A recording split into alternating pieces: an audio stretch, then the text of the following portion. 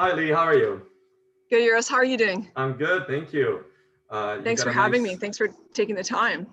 of course. No, it's the pleasure is all mine speaking to you, and I really look forward to learning more a little bit about your experience and how you got to the amazing position that you have right now with the Donalda Club. So, why don't you just walk me a little bit through as to sort of what is your background in tennis?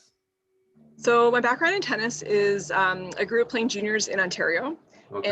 and eventually I went on to a scholarship at the University of Kentucky. And after getting my master's in a different field, I worked in an office for a little bit before I went back and started teaching tennis again, actually in Florida. Mm-hmm. And then I moved to Toronto and I started working at the Toronto Lawn. And I was there for about 8 years before I switched over to Donalda Club.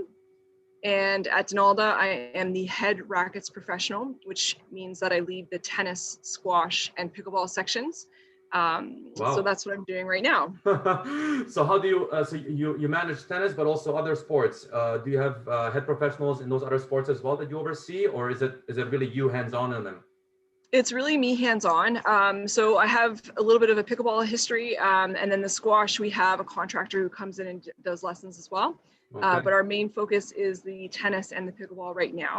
Yes. Those are the pickleball is booming right now, picking up lots of interested people, Right. and the tennis is going strong. And then obviously due to COVID, unfortunately, squash has been hit a little bit harder because of the indoor and close, Of course. Yeah, close the play. proximity to Yeah, the opponent that you have. So, exactly. so Yeah. talk to me a little more about your time at the Toronto Lawn, because as we discussed in a prior meeting, you had a quite a great experience being one of the only female staff or contractor in that case at a club, and there's others out there like you that are the only female or one of two maybe females on staff, and so how was that for you, and how did you deal with what were some of the challenges as well as some learning curves for you? Well, I had a great staff around me at the Toronto Lawn. I was the only pro for about 5 years before Katie Shaleva joined us. And the men in that room were fantastic. We were led by Simon Bartram. And those of you that know Simon know that he's an excellent leader. And I never really felt like me being a woman was an issue. Or I don't even think it was considered. It certainly wasn't on my part, but I worked with a really great group of supportive men, I guess supportive people who just happened to be men. And we got it all done. We covered off the juniors, the adults, everything. And I Yeah. never really felt like me being a woman was that different, aside from the fact that there weren't many around. Right, and I mean, there's a lot of clubs in the country where that happens, and so not only were you one of the only females there, but you also had a child at that point as well, and so scheduling wise, I'm sure that presented some challenges, and For so sure. so what was Simon doing in certain ways, because I know that you spoke very highly of him and his approach to having a female on staff that also had a kid. Over some things that he was open to doing to accommodate some of your time constraints. Well, Simon was very straightforward about it. It was basically, we all do what we can do, and we kind of have to pick up the slack where we can. But ultimately, at the end of the day, there are certain hours, whether you're a parent or not a parent, there are certain commitments we have outside of our job that make us unavailable. And that's where our team really needs to be supportive in terms of filling in the gaps and things like that. Now, as a leader in my position here, I try to remember what an asset it is to have someone with a different set of eyes on things. A parent, whether it's a man or a woman, certainly has a different viewpoint when they're looking at, for instance, the junior programs. Mm-hmm. A mother might have a different relationship with teenage girls than a male coach would. So there are different aspects and different advantages of having parents on staff, and making sure that we not only represent a wider variety, like demographic, for lack of a better word, but Mm-hmm. also that we bring these different perspectives to our membership. Mm-hmm. It's really important to support men and women who have all these different experiences, because our membership will benefit from it. Mm-hmm.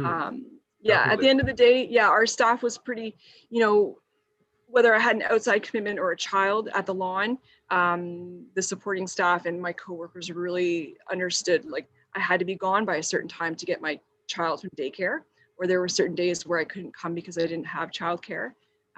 It was much more of a fact than a negotiation. It was just something that I couldn't get out of. And I think everyone understood the big picture in terms of family. And also one of our other important thesis is to cover off the membership and to make sure their needs are met.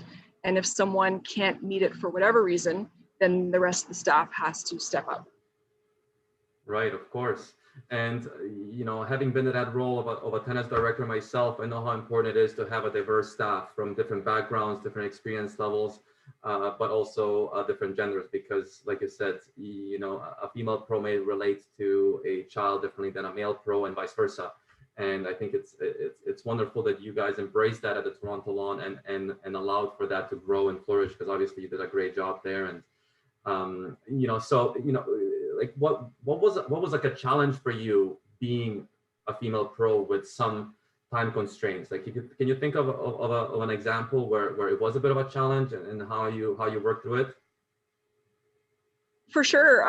There was a lot of good junior programming. So junior programming typically runs after school during the school year. And I felt like I was letting my team down. I couldn't commit to those hours because childcare ended at 6 o'clock. I had to leave the club earlier than that to get through traffic to pick up my child. And I felt bad. I felt bad, like I was letting my team members down.